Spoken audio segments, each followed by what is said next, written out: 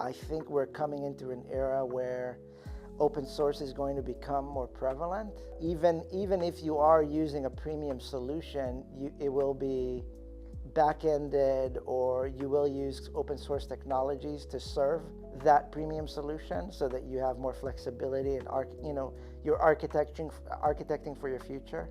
But I would say organizations that are paying a lot of money for the premium solutions often go the open source route, or you're a small shop, you have a tinkerer's mindset, you've got an engineering culture, and you want to enable your engineers to solve your problems through the open source solutions that exist out there. I think open source is becoming much more prevalent because it's really easy now to just jump into ChatGPT and templatize those open source solutions. There's a lot of knowledge out there as to how to do that, and frankly, it's free. So a lot of companies are heading in that direction.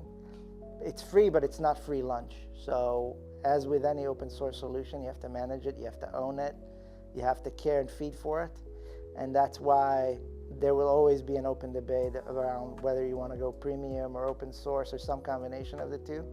What we've seen that is interesting and is more commonly happening now is a tiering of open source and premium solution, meaning you use your premium solution for 20% of your environment where the most mission critical revenue generating software lives, and 80% is open source, and it allows you the flexibility, and it's not as company sanctioned, and it's a way for you to have observability without paying an arm and a leg for it.